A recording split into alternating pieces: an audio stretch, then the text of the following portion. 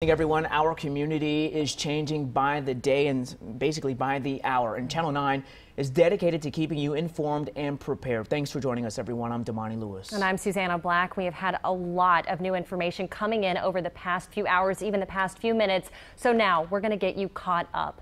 Arguably one of the biggest new developments impacts our schools. Parents, your kids will not be going back to school for in-class lessons until at least May 15th. Daycares can stay open. Governor Gov Cooper has also ordered gyms, movie theaters, and salons to close by Wednesday. Mecklenburg County also revealed at least 12 hospitalizations here, and some of those cases we have learned are serious. Let's dive a little bit deeper into this. Mecklenburg County now has 17 more cases for a total of 97. North Carolina is reporting at least 297 cases statewide, and that's up from 255 just 24 hours ago. North Carolina still does not have any deaths. Let's turn now to South Carolina. South Carolina has had 2 more deaths from COVID-19, one in Kershaw County and one in Clarendon County. Both patients were elderly with underlying conditions. It brings the total number of deaths to 5, and the state now has 298 cases. Just yesterday, they had 195. To put that into perspective, and Chester, Lancaster, and York County are each reporting more cases. May 15th, folks. Well, that's 7 more weeks before kids are able to go back to school, and that's if the date doesn't get pushed back farther. Yeah, I'm sure that's going to be the biggest takeaway for parents today. Let's go ahead and bring in Channel 9's education reporter Elsa Gillis. And Elsa, the state superintendent made it so clear today we have to stop thinking about this in the short term. This is not a vacation for students. Yeah, that's right. He said if you haven't already, make sure to get your kids into a routine, because this does not mean that school is over. Take a listen to that major announcement from Governor Gov Cooper today. I'm not ready to give up on this year of school. However, we know that the effects of this pandemic will not subside anytime soon. Therefore, today I will sign an executive order that closes our K-12 public schools across North Carolina for in-person instruction until May 15th. Cooper has asked the State Board of Education to work with DPI and legislators to come up with a plan to educate kids for the rest of the year with as much remote learning as possible and give kids a connection to schools even as the buildings are closed. He also says he wants that plan to lay out how to make sure school employees do their job safely and still get paid. Now, this is an announcement many of us saw coming. I know CMS has been preparing, teachers, parents have been preparing. I spoke with one CMS teacher to get her immediate reaction right after this major announcement. I'm very disappointed. I mean, I understand why. But honestly, so today was my 3rd Skype meeting with my students, and my students are eager to get back. Like, we miss each other, and so I'm just trying to keep it together with them, trying to figure out how can I keep us connected, but also keep us encouraged and motivated to continue doing work. Now, CMS put out a statement about the extended closure, saying the focus remains on remote learning, meal preparation and distribution, also saying that DPI will be working on plans for schools and legislative requests that will be required as students remain out of school. Susanna. Yeah, this news affecting all of us in some way tonight as we adjust to this new normal for our families. Elsa, thank you. Now let's check in with Channel 9's government reporter, Joe Bruno. Now, Joe, there is so much new information coming out of Mecklenburg County. You're live in Plaza Midwood as leaders urge everyone to take these warnings seriously. Susanna, Mecklenburg County officials worry there's just too many people out and about, whether here in Plaza Midwood or in other neighborhoods.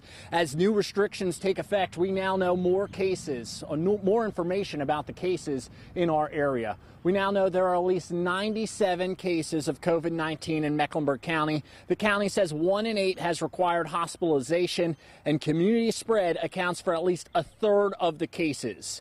Neither the county nor the state are ordering shelter-in-place restrictions at this time. But starting Wednesday at 5, all barbershops, salons, massage parlors, theaters, gyms, and health clubs in the state will have to close. The county health director says there are some people in Mecklenburg County who are acting like this virus doesn't pertain to them. Our numbers are not encouraging, and what we see in the community in terms of how people are responding to the restrictions that have been put out there are concerning. People are continuing to act as if we do not have this infection in our community. The two zip codes with the highest concentration of cases are 28205, which is here in Plaza Midwood, and 28277, which is in Ballantyne. County leaders say they are analyzing the data to see if there are any similarities, trying to figure out why the highest concentrations are in those particular zip codes. But at this point, they believe it may have something to do with the most travel happening in those zip codes, or also the highest concentrations of people who are vulnerable. Susanna? Just more evidence of how critical it is that we listen to officials, respect these restrictions, and constantly social distance. Channel 9's Mark Becker is pushing local hospitals for answers on what exactly they're doing to treat the increase in patients. He'll have that story ahead at 5:30. Joe, thank you.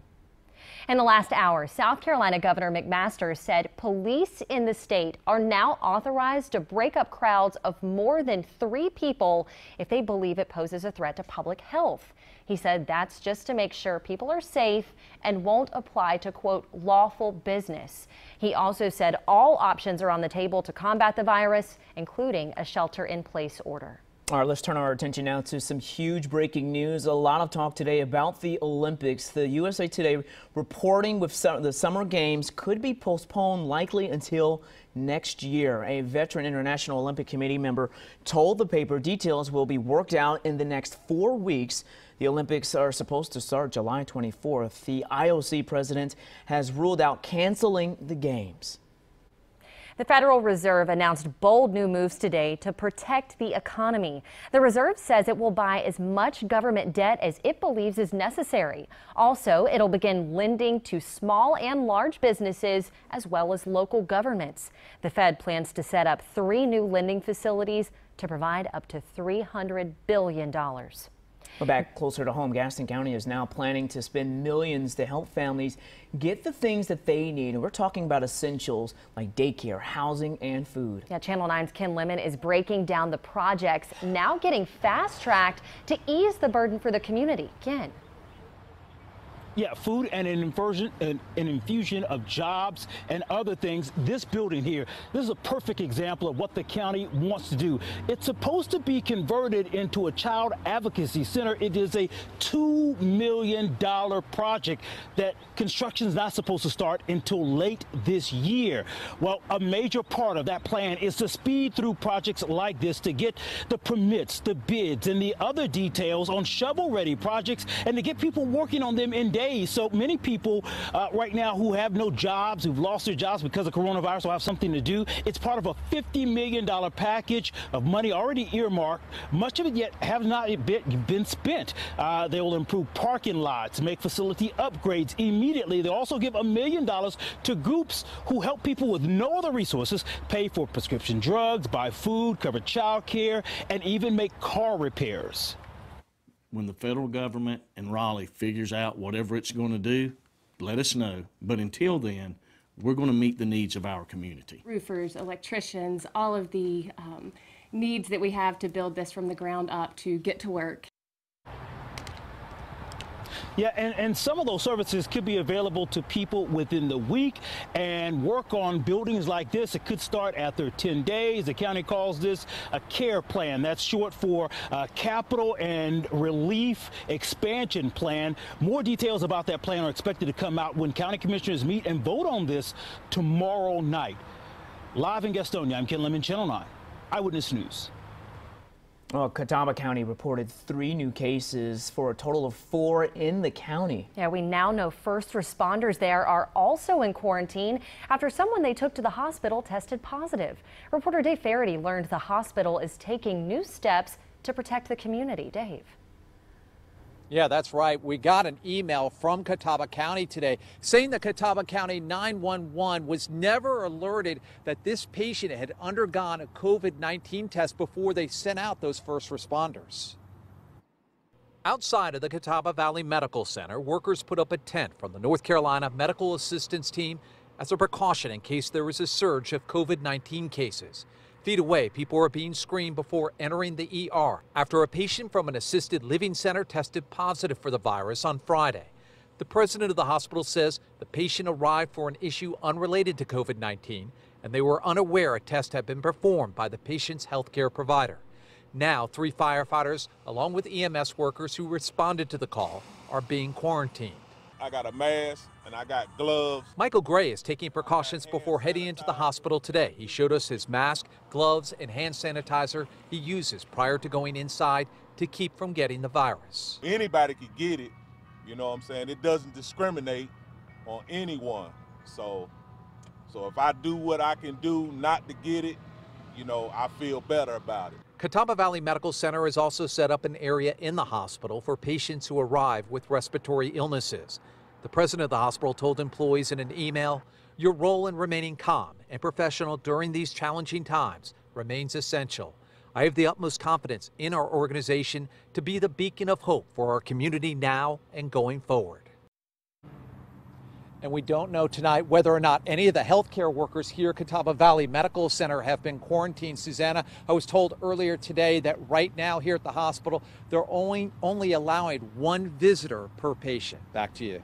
All right, I know you'll stay on top of that for us, Dave. Thank you. CDC guidelines say healthcare providers should contact local and state health departments when someone tests positive. It says hospitals should use clinical judgment when deciding if workers who came into contact with positive patients need to be quarantined. That can range from none to 2 weeks, depending on if the patient had any protection, like a mask.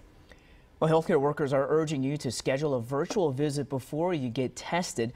A Charlotte company is helping make that possible. Let's Talk Interactive provides telehealth services to providers nationwide. They developed a triage tool to help patients navigate their symptoms and point them in the right direction if they suspect they have COVID-19. Healthcare providers can also monitor patients in isolation. We're seeing providers sign up all across the country, including Charlotte. So we're seeing everything from small networks to medium-sized networks to larger networks that are signing up to enable all of their employees to what I call a single shingle. Well, if you need to see a doctor, whether it be for COVID-19 related symptoms or a regular checkup, ask your doctor if they offer telehealth so you can do the appointment online rather than face-to-face.